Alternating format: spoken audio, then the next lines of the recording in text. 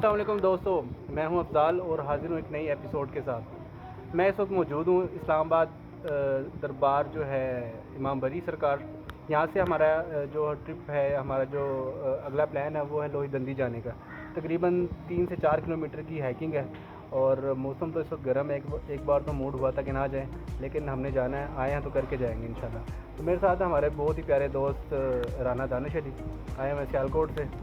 अस्सलाम वालेकुम दोस्तों, इस वक्त हम मौजूद हैं इमाम बरी सरकार के पास और आगे जा रहे हैं लोहे दंदी। ये सामने नज़र आ रहा है ऊपर तकरीबन 5 किलोमीटर जो है ना, इधर से बताते हैं कि ये रास्ता है और हाइकिंग है, बिल्कुल मौसम भी गर्म है।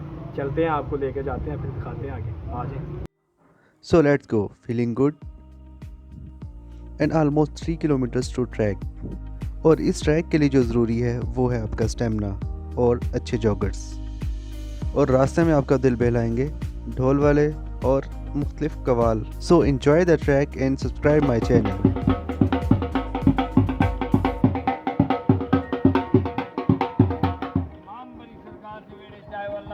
सब ये मंजूर करे सकीला इकबाल हजरत इमाम बरी सरकार।